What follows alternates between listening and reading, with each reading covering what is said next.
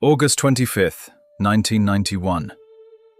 A 21-year-old Finnish student posted a message to a newsgroup called comp.os.minix. He wasn't announcing a revolution. He was asking for feedback on a side project. The message read, "I'm doing a free operating system. Just a hobby. Won't be big and professional like GNU." That line is now one of the most quoted sentences in software history. Because today, that hobby runs the world. But here's the question nobody asks. How does a single person's hobby become infrastructure for the entire planet without collapsing under its own weight? This is no-tech, and this is the real story of Linux. Not the myth of the lone genius, but the organizational engineering that made 20,000 developers write code together without the whole thing flying apart. Ask most people what Linux is, and you'll hear something like this. It's the open-source operating system built by enthusiasts around the world, donating their time because they believe in free software. And there's a version of that story that's true. In 1991, Linus Torvalds was, genuinely, one person writing code for fun. By the mid-90s, a community of volunteers had formed around the project, contributing patches, fixing bugs, porting the kernel to new hardware. The volunteer narrative made sense, because for a while, it was accurate. But something shifted. According to Linux Foundation development surveys conducted since 2010, approximately 85 to 90% of Linux kernel contributions now come from paid corporate developers. Not passionate amateurs, not idealists coding on weekends. Engineers employed by Intel, Red Hat, Google, Samsung, and Microsoft. Companies with billions of dollars in revenue that depend on the kernel working reliably. This doesn't mean Linux isn't open source. It means the story of how Linux got here is far more complicated and far more interesting than the hobby narrative suggests. To understand how this happened, we need to go back to the moment when the hobby started breaking. By 2001, the Linux kernel had grown to roughly 5 million lines of code. That's not a hobby anymore. And the process for getting code into the kernel was still, essentially, one person. Linus Torvalds read patches. Linus Torvalds applied them. Linus Torvalds decided what went in. For a project with dozens of contributors, that worked. For a project with thousands of contributors submitting hundreds of patches per week, it was becoming impossible. The 2.4 to 2.5 kernel development cycle is the clearest evidence of what that pressure looked like in practice. It ran for nearly 2 years, from January 2001 to December 2003. 2 years to ship a single major kernel version. The community was frustrated. Developers couldn't predict when their work would land in a stable release. Subsystem contributors were holding patches for months, waiting for a merge window that kept moving. The process wasn't just slow, it was becoming a liability. In 2002, the project adopted a tool called BitKeeper, a proprietary version control system that gave developers a way to manage branches and track changes without everything routing through a single inbox. BitKeeper helped. It gave subsystem maintainers the ability to manage their own trees independently and let Torvalds pull from those trees rather than applying individual patches by hand. The bottleneck eased, somewhat. But BitKeeper came with a condition that sat uneasily with the project's values. The Linux kernel, a project built on the principle of open access, was now dependent on a proprietary tool that could be revoked at any time. In April 2005, that line was cut. The Linux kernel had lost its version control system. Torvalds had roughly 2 weeks before the next development cycle needed to begin. What happened next is one of the more remarkable acts of pragmatic engineering in software history. Torvalds sat down and built a replacement. He called it Git. The design priorities were specific: speed, data integrity, and the ability to handle the kind of distributed, parallel development that the kernel required. Specifically, the ability for dozens of subsystem maintainers to manage independent trees and merge them cleanly. Git was not built from abstract principles about what version control should be. It was built to solve a specific crisis for a specific project under a specific deadline. That context matters enormously.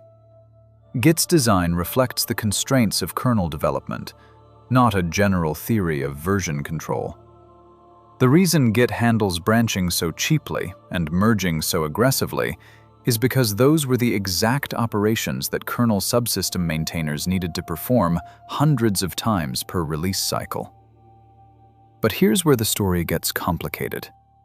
Git didn't immediately solve anything.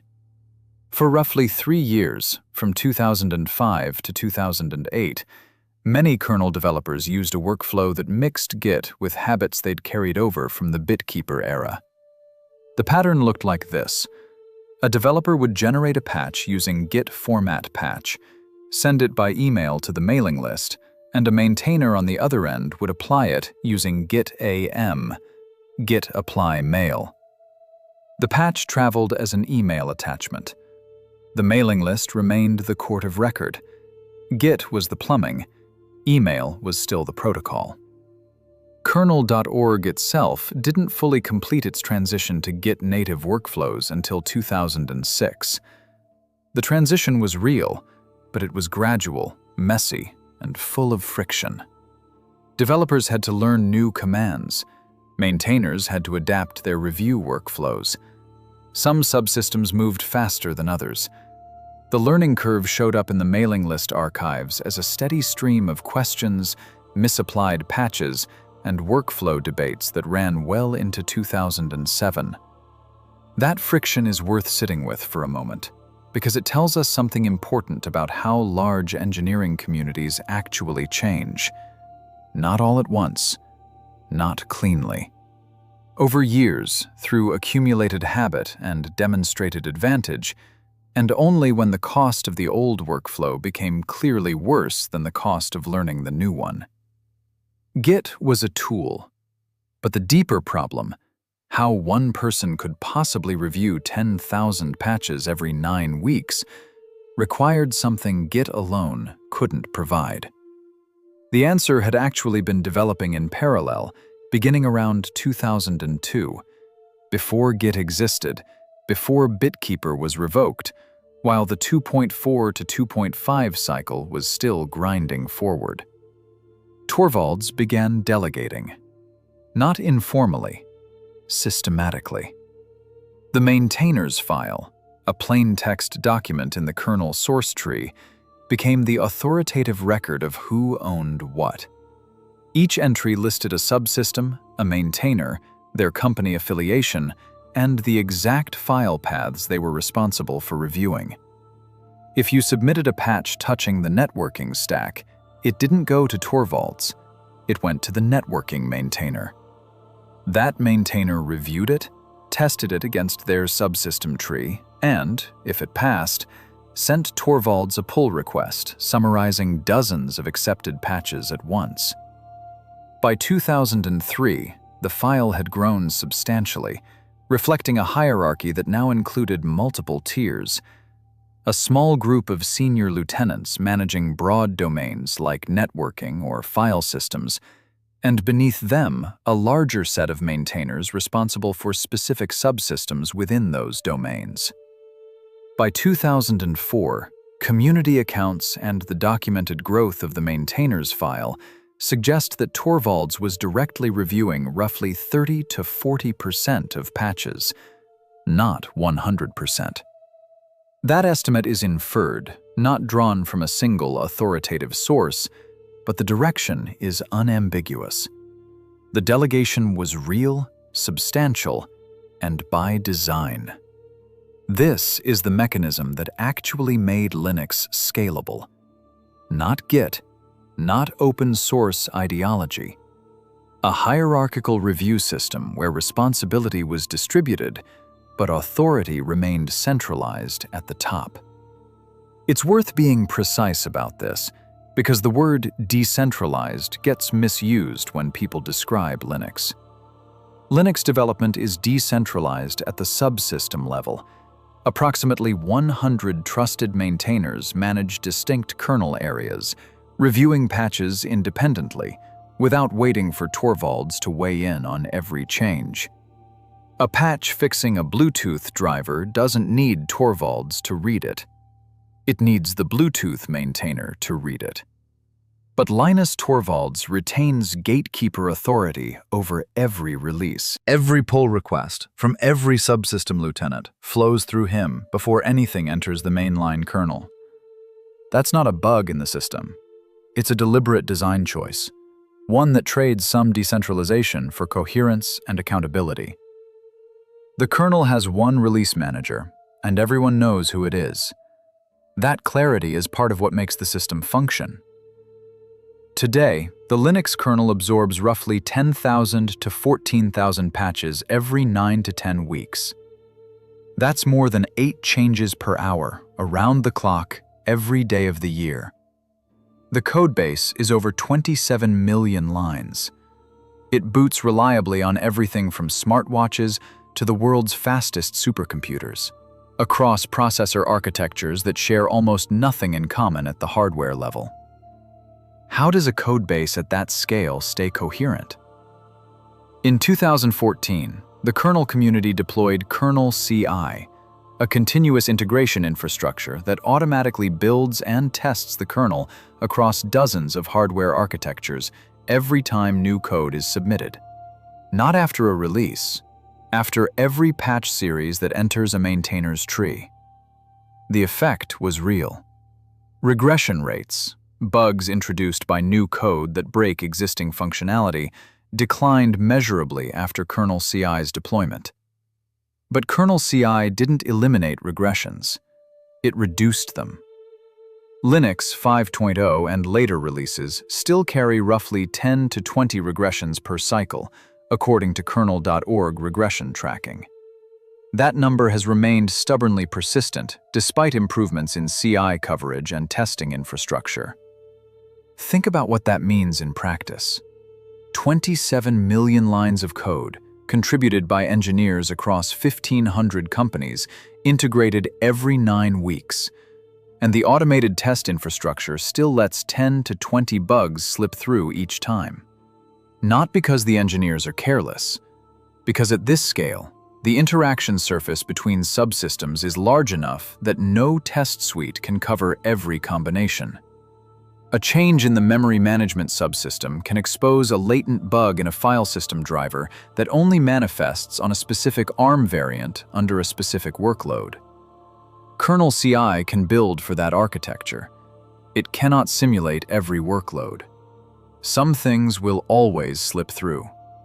The question is whether the process catches them before they compound, and the regression tracking data suggests that most are resolved within 1 or 2 release cycles.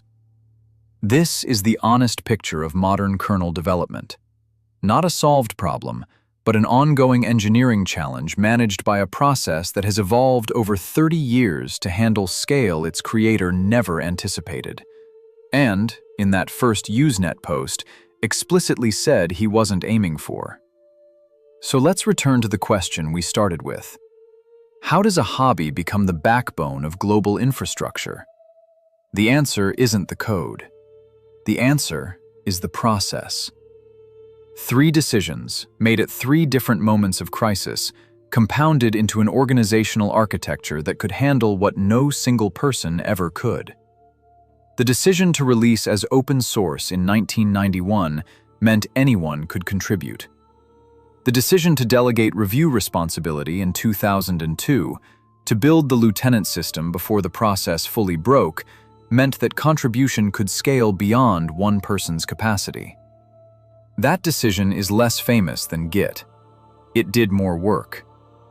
And the decision to build Git in 2005, under a 2-week deadline in response to a licensing dispute, not from a grand design, meant that distributed development could be tracked, reviewed, and integrated without losing coherence across 1,500 companies. None of these decisions were made from a position of foresight. Each was a pragmatic response to a specific problem that had become impossible to ignore. The open source release happened because Torvalds wanted feedback, not because he anticipated a global infrastructure project. The lieutenant system emerged because the review queue was breaking down, not because someone designed a scalable organization from first principles. Git was written in 2 weeks because there was no alternative, not because Torvalds had been planning a new version control paradigm. And that's the part the mythology gets wrong. Linux didn't scale because Linus Torvalds is exceptional, though by any measure he is. It scaled because the people around him built systems that could survive and grow beyond any individual's capacity to review, test, or understand the whole thing at once. And it scaled imperfectly, with regressions that persist today, with a 2-year development cycle that nearly broke the community's patience, with a hybrid Git workflow that took 3 years to stabilize. The hobby became infrastructure not because anyone planned it that way, but because each time the process broke, someone fixed it. This kernel reminds us that the hardest engineering problems in software are rarely technical. The code is the easy part. Getting 20,000 people from 1,500 companies to agree on what goes in, to trust a review hierarchy they didn't design, to adopt a tool built in 2 weeks, to submit patches knowing they might wait months for a merge window. That's the hard part. And the Linux kernel's development process isn't the only organizational architecture that had to evolve under impossible scale. Every large open source project eventually faces the same question. At what point does the contributor network become too large for any single review process to hold together? The kernel answered that question with a lieutenant system, a version control tool built under deadline, and a CI infrastructure that reduced regressions without eliminating them. The answer was imperfect. It was also good enough to run the world. I'm here to help you know the systems that hold software together. If you've contributed to the Linux kernel or worked in a codebase with a formal maintainer hierarchy, what was the hardest part of the review process to navigate?